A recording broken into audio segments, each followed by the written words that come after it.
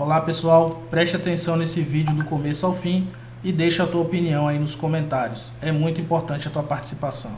Presidente, senhores deputados, membros da Comissão de Relações Exteriores e Defesa Nacional, agradeço, senhor presidente, a oportunidade de prestar contas a essa casa das atividades de atribuição da Força Naval e óbices vislumbrados à manutenção da requerida condição de pronto emprego.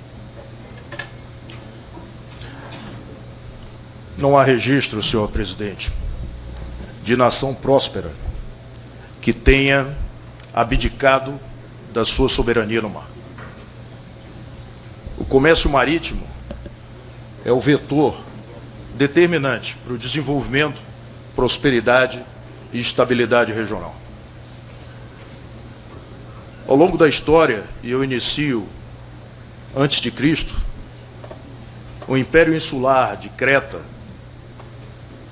ampliou a sua influência da Sicília à Palestina. Dominou todo o Mediterrâneo Oriental.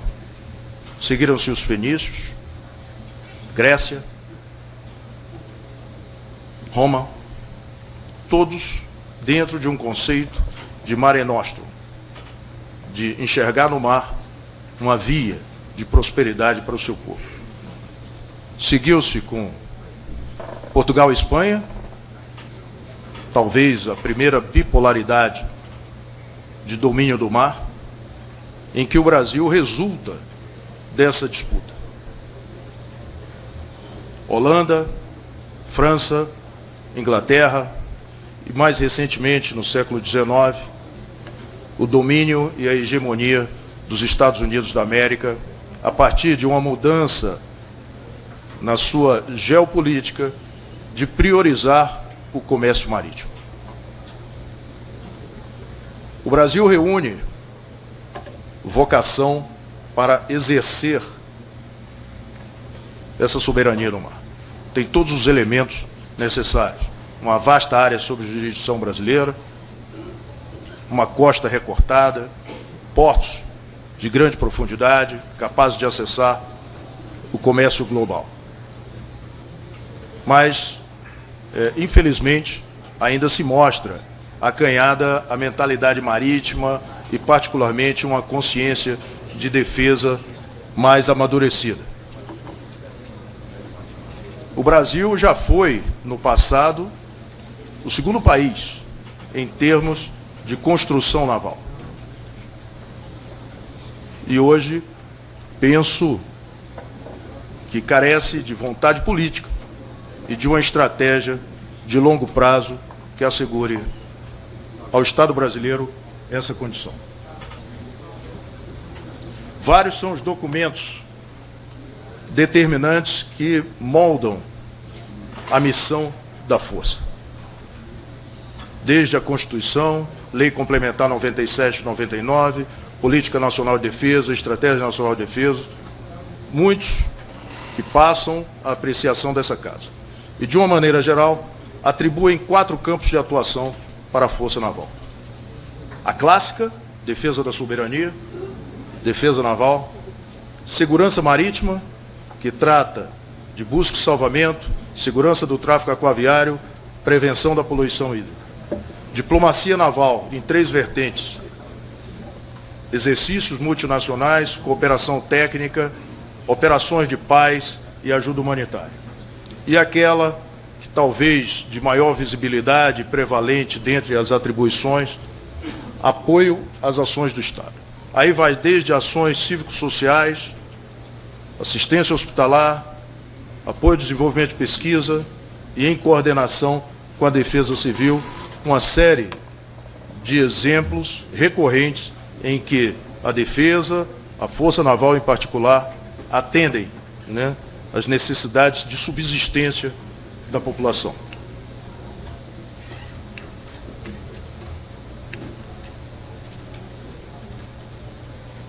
Me atendo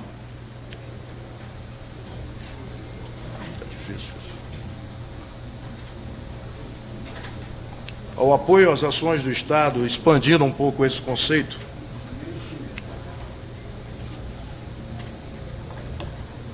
Há diversos programas E aqui eu me refiro à assistência hospitalar na Amazônia, no Pantanal, programa Profesp, que atende 11 mil crianças em 60 organizações militares e 110 núcleos de atendimento. É alimentação digna, é orientação educacional e é reforço escolar. Pesquisa na Antártica. O Brasil tem, hoje, assento no Tratado Antártico, graças à iniciativa de desenvolver pesquisas a partir da Antártica, independente da influência que essas pesquisas trazem à constituição do clima no continente americano e, em particular, no território brasileiro. São 29 países que compõem, 134 pesquisadores e 23 projetos científicos em desenvolvimento. Uma nova estação foi recentemente inaugurada, uma estação que é referência para aqueles todos que desenvolvem pesquisa no continente antártico.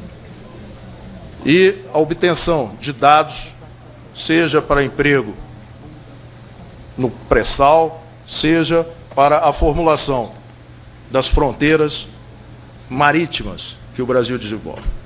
Eu ouço muito falar de que o Brasil é um país pacífico com fronteiras plenamente estabelecidas. Isso não é absolutamente verdade. As fronteiras no mar estão em discussão dentro da Comissão de Limites da Plataforma Continental, com robusta sustentação técnica, junto à Organização das Nações Unidas. E para que fundamentem essas argumentações, nós necessitamos de dados que componham essa argumentação técnica.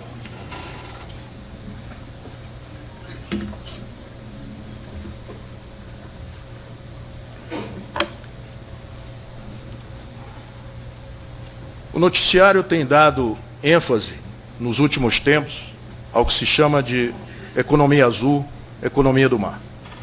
O Brasil é um país dependente do uso do mar. O Brasil é um país inviável sem o uso do mar. Alguns exemplos aí elencados. Eu inicio pelo setor energético. 98% do petróleo, 87% do gás natural advém de campos marítimos. Transporte marítimo, 95% das nossas trocas comerciais se dão por via marítima. 90% do escoamento do agronegócio se dá por via marítima. E mais um percentual relevante de minérios também ocorre pelo mar. A demografia do Estado brasileiro já justifica, em termos de serviços e prestados, uma vez que temos 111 milhões de habitantes, segundo o IBGE, numa estreita faixa de 150 quilômetros do litoral brasileiro. São 54% da população que ali reside. A indústria oceânica é a 7ª indústria no mundo, com um PIB correspondente e com perspectiva de dobrar esse valor em 20 anos. Me refiro à moldura temporal de 2010 a 2020. A indústria naval é um setor estratégico, é intensiva de emprego, qualidade de mão de obra, renda, arrecadação de tributos e vida digna àqueles que trabalham no setor da indústria naval. E a indústria naval, ela difere substancialmente da construção naval, ela engloba a construção naval, mas há hoje outros conceitos que envolvem a manutenção, o reparo e o desfazimento dos meios. Comunicação. 99% das nossas comunicações se dão por cabos submarinos. Nós somos extremamente dependentes. É uma infraestrutura crítica que deve ser preservada. Eu me refiro, por exemplo, ao mercado financeiro, controle do espaço aéreo, enfim. Turismo. O Brasil é o 11º país. São 6,5 milhões de turistas ano no Brasil. Ainda há potencial para crescer substancialmente nesse setor. Mas, já assim, 70% desses turistas vêm ao Brasil por um setor denominado sol e mar. Por fim, a pesca. 45% do pescado nacional advém da pesca oceânica. São 3,5 milhões de emprego nesse setor.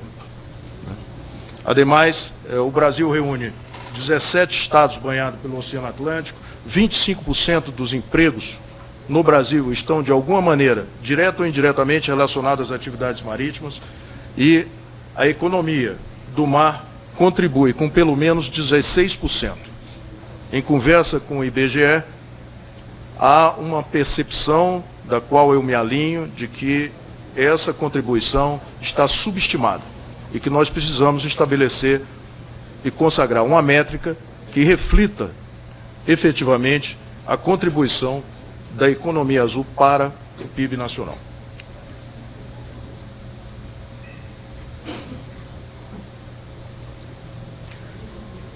Eu não vou me referir em tese, eu preferi elencar alguns casos concretos de ameaça no mar.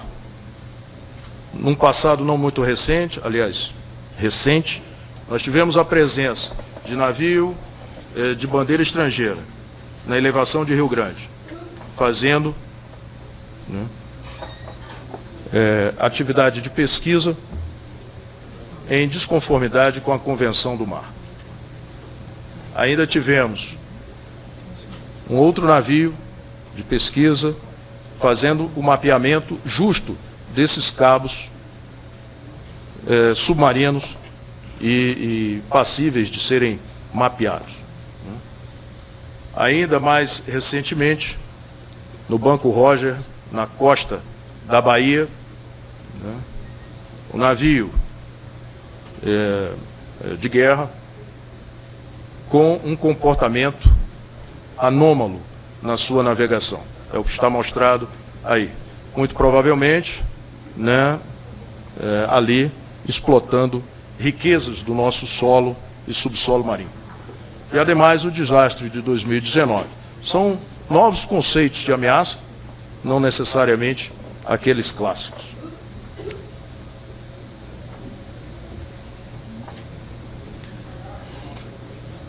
Mas talvez aquilo que eu repute de maior importância diz respeito ao nosso entorno estratégico. A Política Nacional de Defesa estabelece o entorno estratégico brasileiro, o Atlântico Sul especificamente, como área prioritária de interesse. Vai desde a costa ocidental da África, a Antártica e a margem equatorial junto ao Mar do Caribe.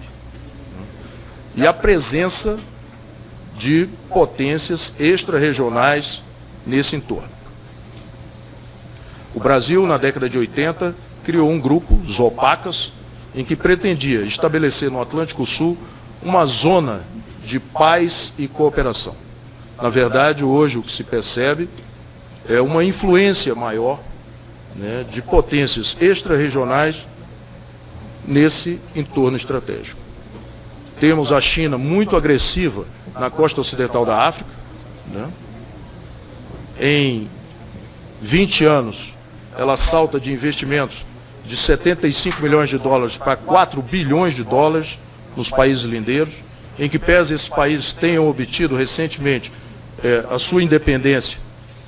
A influência de países extra-região continua bastante intensa. Nós tivemos recentemente a notícia de uma base naval conjunta no Ushuaia, na Argentina, fora uma estação espacial que relativiza o conceito de soberania na Argentina, no município de Neuquén. Tivemos a invasão da Embaixada do México no Equador, o conflito Venezuela-Guiana. Quer dizer, o nosso entorno estratégico está bastante conturbado. Isso não é absolutamente desejável, para que se obtenha o progresso e proporcione prosperidade para o povo brasileiro. Qual é a maneira de se mitigar esses efeitos? é ter um sistema de gerenciamento que possa prover monitoramento e proteção adequada. A Marinha desenvolve um programa estratégico, denominado Sistema de Gerenciamento da Amazônia Azul, que pretende, através de uma postura proativa, identificar movimentos anômalos e, através de uma base de dados de inteligência marítima, atuar pontualmente com a presença. Isso exige, naturalmente, ativos e unidades de meio para que façam uma ação de presença.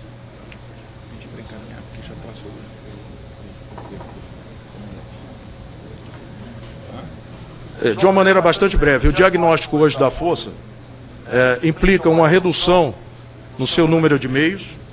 Se tentarmos identificar indicadores que possam posicionar isso, nós temos uma redução no nível de combustível, que permite o deslocamento e o atendimento dos níveis mínimos de adestramento da Força, e o estoque de munição, todos abaixo. A Marinha tem adotado uma redução de efetivo de maneira a tornar o orçamento mais eficiente. Aí é que eu me referi de construção naval. Nós já fomos o segundo país com construção naval no mundo, e hoje o que se observa é, a partir de 2014, uma grave perda dessa capacidade, e repito, é um setor estratégico.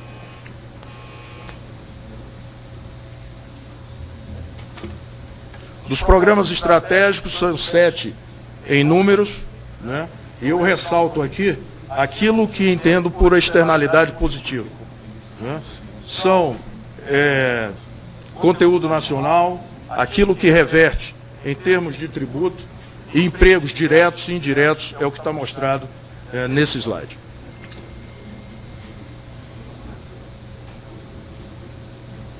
O ministro já se referiu à perda de capacidade orçamentária, um índice de 46% na defesa. Na Marinha, isso foi mais severo, de 62%.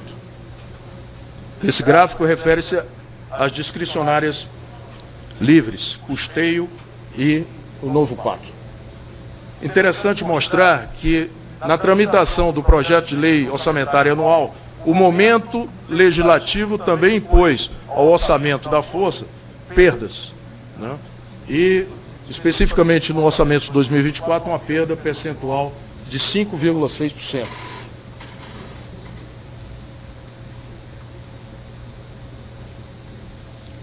O ministro se referiu também ao ambiente internacional conturbado, ao aumento exponencial de despesas na área de defesa, o que mostra a contramão do que tem sido adotado pelo Estado brasileiro. São diversas as notícias recentes a esse respeito. E isso, em particular, me preocupa substancialmente. E um contraste que eu reputo severo e com impacto relevante no exercício da soberania e na defesa dos caros interesses da sociedade é essa curiosidade. Nós somos o 9º PIB no mundo, a 9ª economia, e a 25ª Marinha. Me surpreende ver a Rússia como o 11º PIB, sustentando um conflito há 2 anos e meio e mantendo todos os programas estratégicos que tem, seja no espaço, seja no Ártico, seja na pesquisa de nódulos polimetálicos no solo e subsolo marinho. Muito obrigado, presidente.